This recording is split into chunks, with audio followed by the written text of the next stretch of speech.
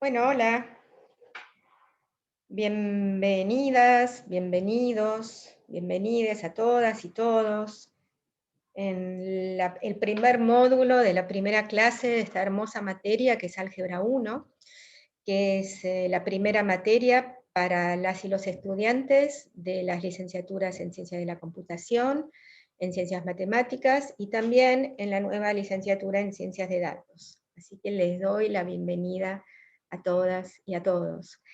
Bueno, yo soy Teresa Crick, soy la que me voy a encargar de las teóricas grabadas de esta materia. Me imagino, espero, que habrán visto ya el video de bienvenida que les grabamos con todo el equipo de esta materia, que es un equipo fantástico. Y también recuerdo que estas teóricas explicadas se apoyan fuertemente y van a seguir muy de cerca las notas de la materia, el fascículo 9, álgebra 1 de la materia, que está disponible en forma libre, pública, tanto en la página de la materia, como en el campus de la materia, como en la página del Departamento de Matemática.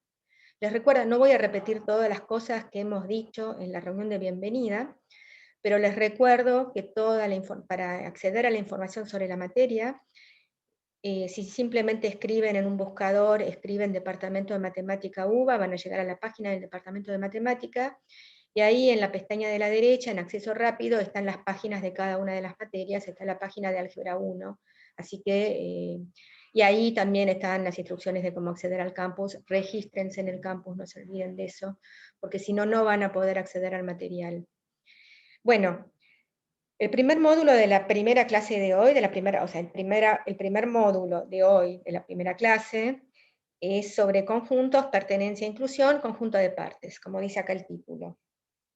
Entonces el tema es que para poder empezar a trabajar propiamente en matemática y haciendo las cosas bien, necesitamos sentar nuestras bases. Y la base de toda la matemática moderna es la teoría de conjuntos, para hablar propiamente. La teoría de conjuntos fue desarrollada, empezó a desarrollarse en su forma actual por el matemático ruso-alemán Georg Cantor a fines del siglo XIX, que también se basó en ideas de otros matemáticos, del matemático checo Bernard Bolzano, capaz lo han oído nombrar ya, y también el matemático alemán Richard Dedekind. Entonces, no voy a perder más tiempo y voy a empezar con el tema de los conjuntos. Entonces, un conjunto es una colección de objetos. Así dicho bien vagamente, es una colección de objetos. Cada objeto de un conjunto es lo que se llama un elemento del conjunto. Entonces, en general, los conjuntos se notan cuando lo hacemos así en abstracta, con letras mayúsculas, y entre llaves vamos a describir los elementos del conjunto, entre llaves. Los conjuntos, en general, se van a poder describir de dos maneras distintas, por extensión, que es dando la lista de todos los elementos del conjunto. Por ejemplo, si pongo el conjunto A igual a B, C, estoy diciendo que este conjunto tiene tres elementos que son A, B y C. Cada objeto, cada simbolito que está dentro de las llaves y separado por comas es uno de los elementos del conjunto. Entonces, cuando un conjunto es, como en este caso, finito, tiene tres elementos, lo puedo, en principio, describir por extensión. Y acá, entonces, por ejemplo, las cosas, los objetos que están dentro del conjunto, son elementos del conjunto y se notan con el símbolo pertenece. Acá, por ejemplo, A chiquita pertenece al conjunto A grande. Y si se me ocurre considerar el objeto D que está en algún lugar del universo, el D, fíjense que no está en el conjunto A. El D no pertenece al conjunto A. Entonces, este simbolito es el simbolito de pertenece, y cuando uno habla de pertenece, cuando uno usa la palabra pertenece, lo que está refiriéndose es a elementos, a un elemento del conjunto. Un elemento del conjunto pertenece un elemento del universo que no está en el conjunto no pertenece. Y los conjuntos tienen esa característica. Cualquier cosa del universo, o bien pertenece, o bien es un elemento del conjunto, o bien no es un elemento del conjunto. La cosa es bien binaria. Si yo agarro un X cualquiera, en cualquier lugar del planeta o de donde se me ocurra, o bien X está en el conjunto A, pertenece a A, o bien X no está en el conjunto A. Entonces, esa es una de las características que tienen los conjuntos. Dado un objeto cualquiera, se puede decidir si ese objeto pertenece al conjunto o no pertenece al conjunto. No hay pertenecer a medias acá. Y otra cosa que también caracteriza a los conjuntos es que un conjunto jamás se pertenece a sí mismo. Nunca vamos a tener A pertenece a A. El conjunto A no se pertenece a sí mismo.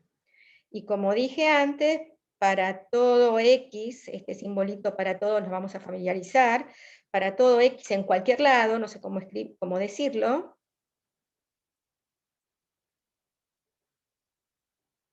o bien X pertenece a A, o bien X no pertenece a A. Esto es excluyente. ¿Está bien? Entonces, vamos de nuevo. Los conjuntos en abstracto los vamos siempre a anotar con letras mayúsculas, y los elementos de los conjuntos, los objetos que están adentro, los vamos a anotar, cuando hablamos de un conjunto en abstracto, con letras minúsculas. Es una regla mnemotécnica como para ubicarnos. Pero vamos a ver ejemplos. Si doy, ya di el ejemplo del conjunto ABC, no es un conjunto muy interesante. Voy a dar otro ejemplo de un conjunto retorcido. Por ejemplo, el conjunto B va a ser el conjunto que contiene al elemento 1, al elemento conjunto 1 y al elemento conjunto 2, 3. Este ejemplo retorcido después nos lo vamos a olvidar, pero es para que se den bien cuenta que lo que hay que mirar como elementos son las cosas que están entre comas. Acá, este 1, el primer 1 que se ve acá, este 1 de acá, no es lo mismo que esto de acá. Una cosa es el elemento 1 y otra cosa es el elemento conjunto que tiene como único elemento el 1. Pero esto es simplemente para que nos acostumbremos a cómo hay que mirar los elementos de un conjunto. En general, lo que a nosotros nos va a importar, puede ser cualquier cosa, ¿eh? Podemos tener un conjunto con símbolos, como está en las notas, puede ser cualquier cosa dentro de un conjunto.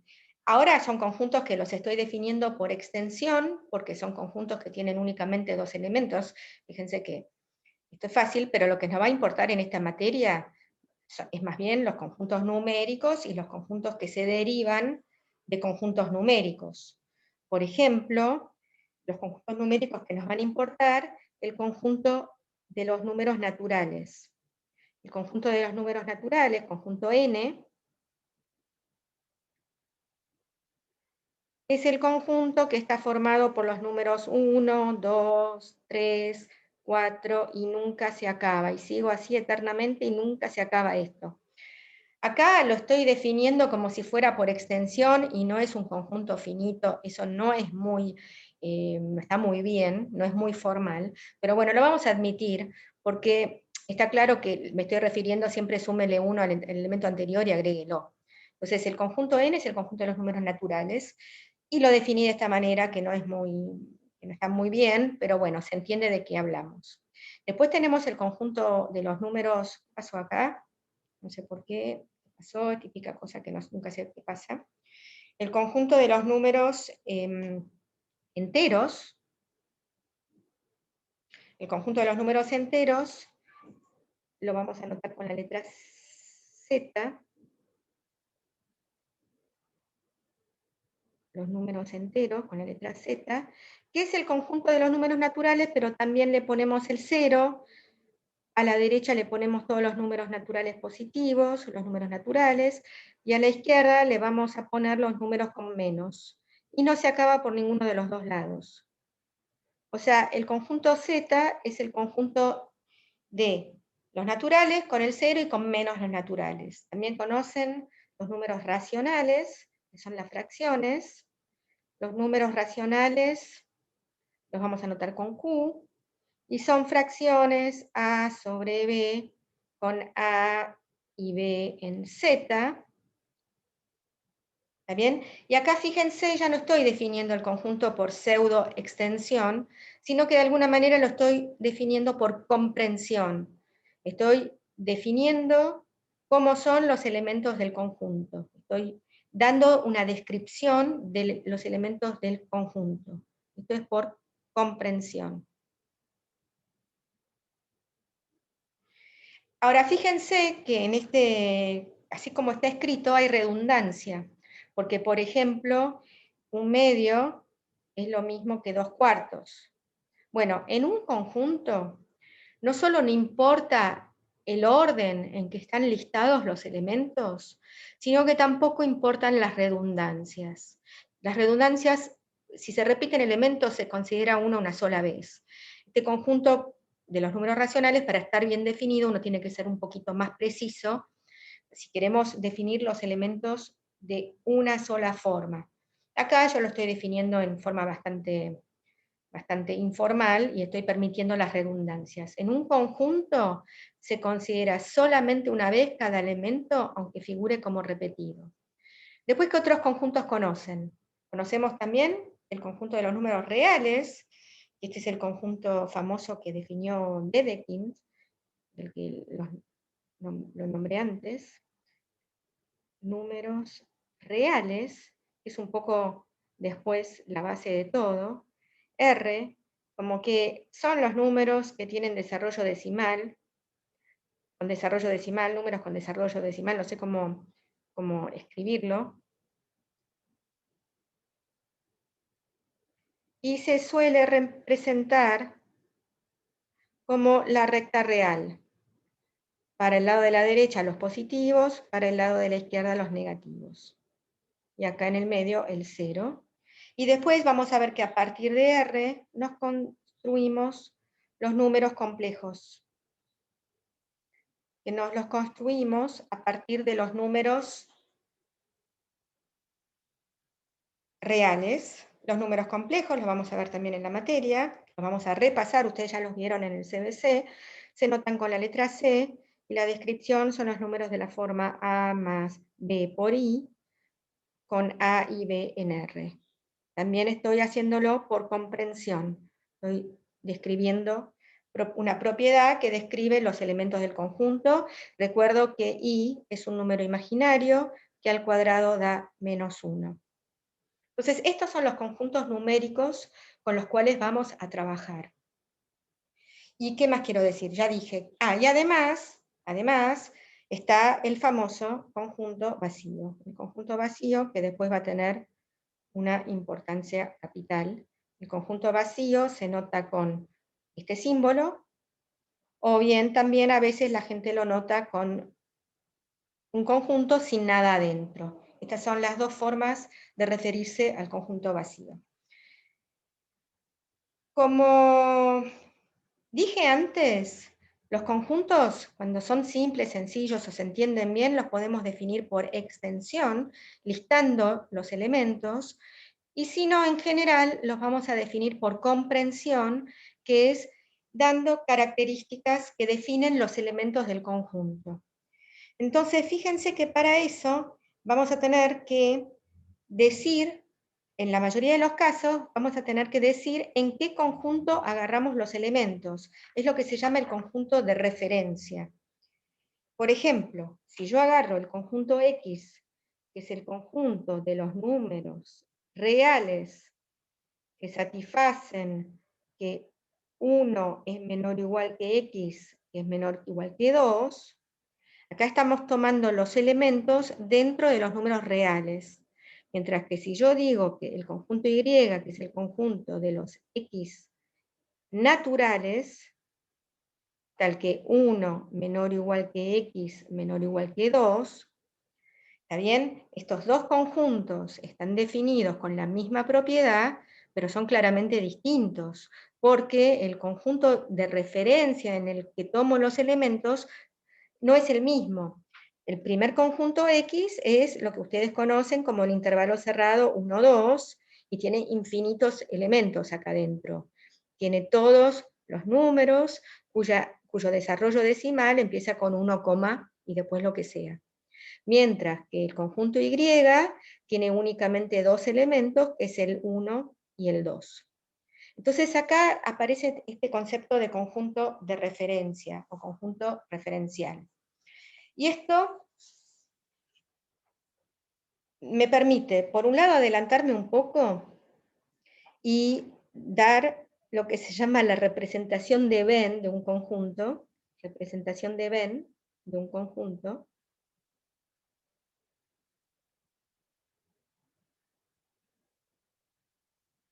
que se debe al matemático británico John Venn, que también es de la segunda mitad del siglo XIX, y que parece una cosa de tontos, es una cosa como de niños. Todavía no estoy muy acostumbrada a este lápiz y le estoy buscando la goma, perdón.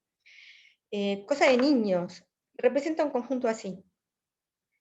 Tenemos una caja para el conjunto referencial, y acá, con un círculo, representamos el conjunto A. Es bien de niños esto, pero es una representación gráfica.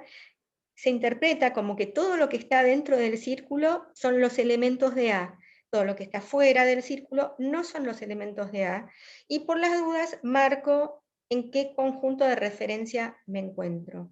Entonces, esto vamos a ver que es útil. Parece muy tonto, pero vamos a ver que es útil. Y esto también me da pie a introducir el concepto de inclusión. Entonces, hasta ahora vimos que cuando hablamos de elementos, hablamos de pertenencia, cuando hablamos de pertenencia hablamos de elementos, objetos individuales dentro del conjunto. Ahora vamos a hablar de inclusión de conjuntos. Que esto es una cosa que compara conjuntos, que ya no se trata de elementos, sino que se trata de conjuntos. Dados dos conjuntos, A y B,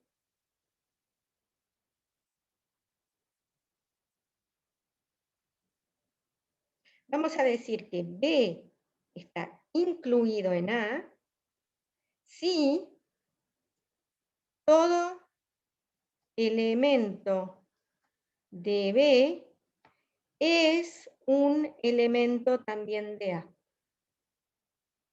Este es el símbolo para incluido.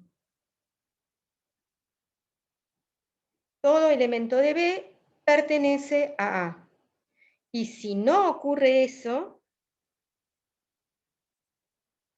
si no todo elemento de B pertenece a A, vamos a decir que B no está incluido en A. No incluido.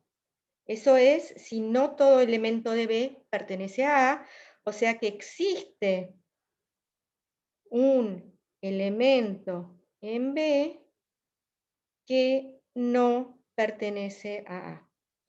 El concepto de inclusión es una comparación entre conjuntos. Cuando se habla de incluido, se habla de un conjunto dentro de un conjunto, o lo que se llama un subconjunto.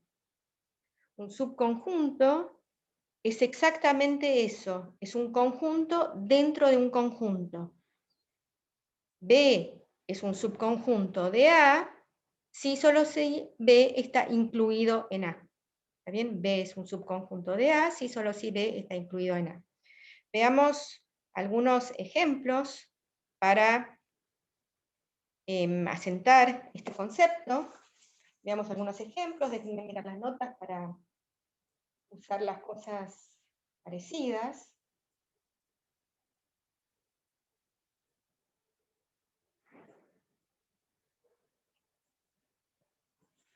Entonces, fíjense, voy a empezar con un ejemplo muy tonto, pero para afianzar simplemente conceptos.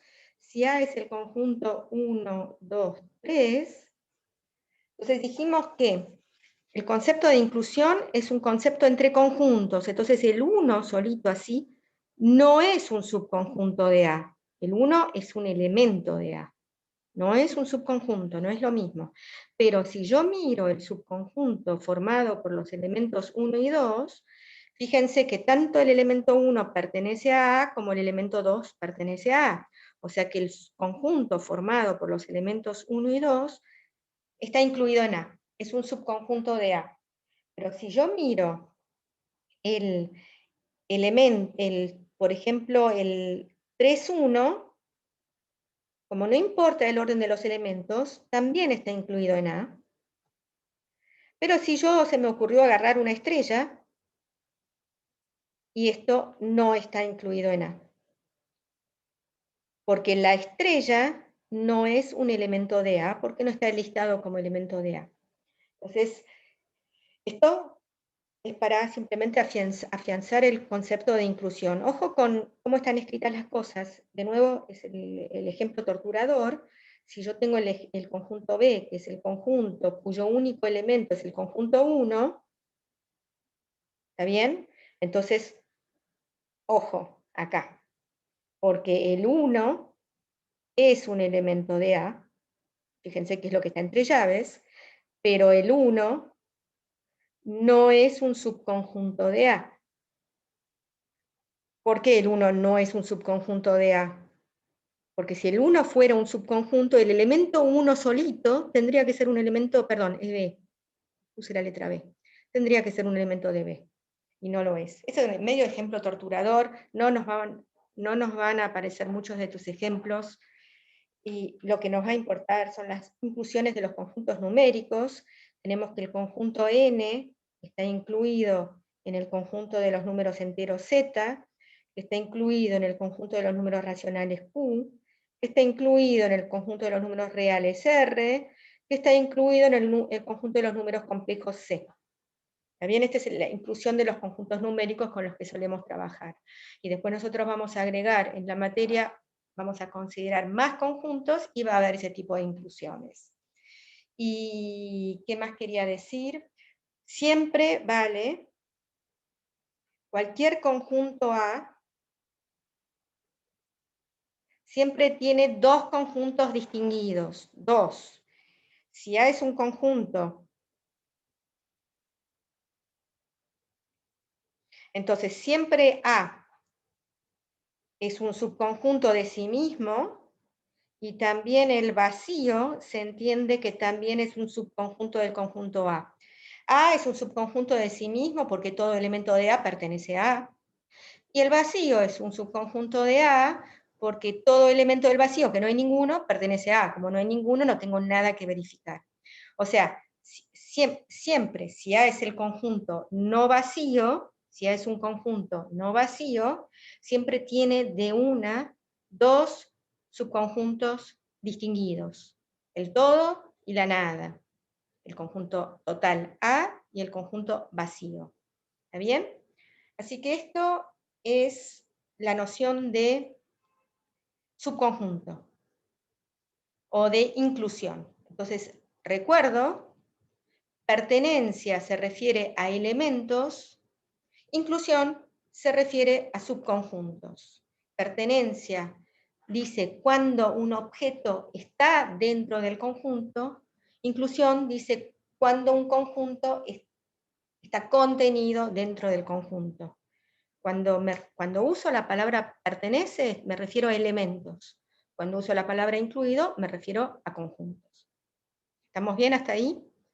Entonces, de nuevo, ya sé que es muy tonto, pero el conjunto referencial, justamente el conjunto, cuando yo digo que voy a hacer un diagrama de Venn y voy a marcar el conjunto referencial U y dentro un conjunto A, estoy diciendo que A está incluido en el conjunto referencial U. A incluido en el conjunto referencial. Conjunto de referencia. A veces le dicen conjunto universal. Conjunto de referencia U. Y esto es para saber, para poder comparar cosas. Entonces vamos a decir, para saber de qué objetos estamos hablando. Por ejemplo, como dije antes, los X en R o los X en N no es la misma cosa.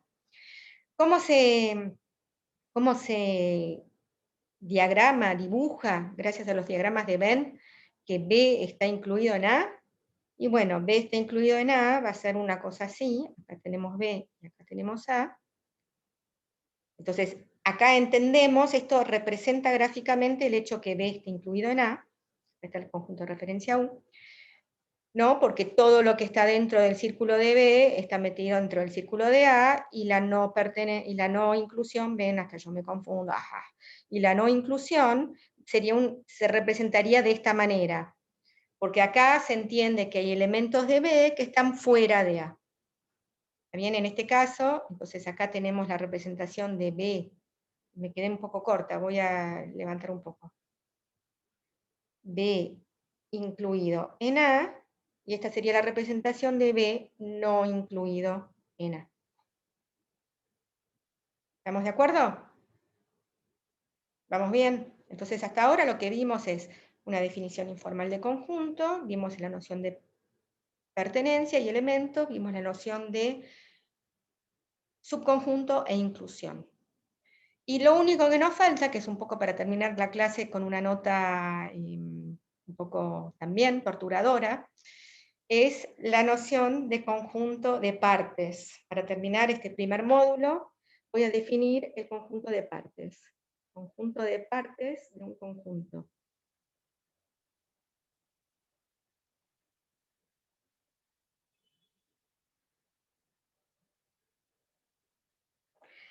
A ver, acá, pónganle un poquito de atención, porque al principio uno se confunda un poco. Voy a empezar con un ejemplo. Supongamos que A es el conjunto 1, 2, 3. El conjunto de partes de A es el que voy a anotar con esta linda P cursiva, partes de A, y es el conjunto que se podría llamar el conjunto de los subconjuntos de A. Es el conjunto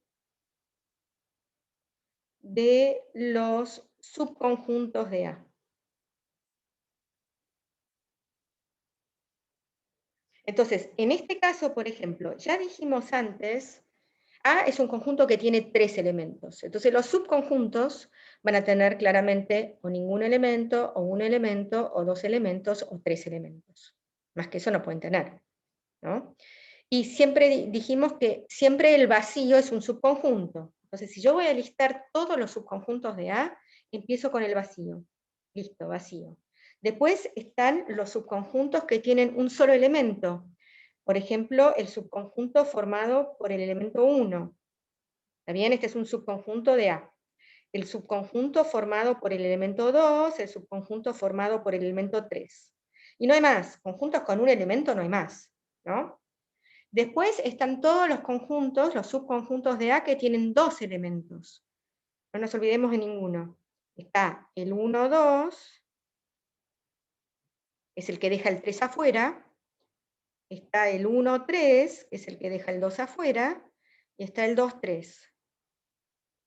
¿No? Y después está el subconjunto de A que tiene 3 elementos. El único subconjunto de A que tiene 3 elementos es el conjunto A completo. Entonces fíjense que el conjunto de partes de A, que es el conjunto de todos los subconjuntos de A, tiene siempre el vacío, tiene siempre A, el conjunto completo, A pertenece a partes de A. El vacío pertenece a partes de A, son elementos. Y después tienen todos los elementos ahí en el medio. O sea, los elementos de partes de A son los subconjuntos de A. Suena un poco rompecabezas esto. Pero este conjunto de partes va a tener su importancia después para definir correctamente las nociones de relaciones, funciones, que son nociones con las que nos manejamos normalmente. Entonces ahora lo voy a tener que escribir en forma un poco más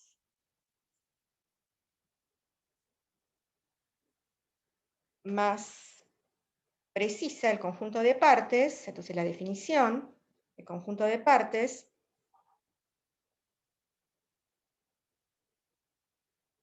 acá estoy.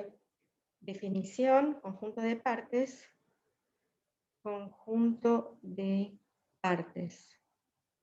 Entonces, sea A un conjunto, el conjunto partes de A, conjunto de partes de A, es el conjunto cuyos elementos son los subconjuntos de A. Si lo quiero definir simbólicamente, voy a decir que, a ver qué letra elegí acá, el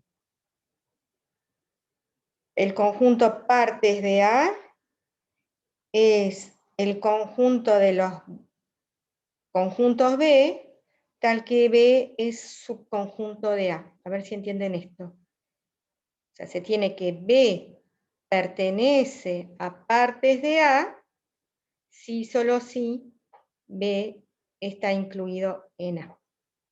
Fíjense, el subconjunto, el conjunto que está incluido en A, va a ser un elemento de partes de A. Acá es donde juntamos todo, mezclamos todo y decimos, Dios mío, ¿qué es esto? Y más o menos con esto terminamos. No, déjenme aclarar dos cosas. Entonces, cualquiera sea el conjunto, tenemos que A pertenece a partes de A y el vacío pertenece a partes de A. Y por las dudas que arme lío, vamos a aclarar que partes del conjunto vacío, es el conjunto cuyo elemento es el conjunto vacío. Como dijimos antes, siempre el vacío pertenece a partes de A. O sea, el vacío pertenece al conjunto partes del vacío.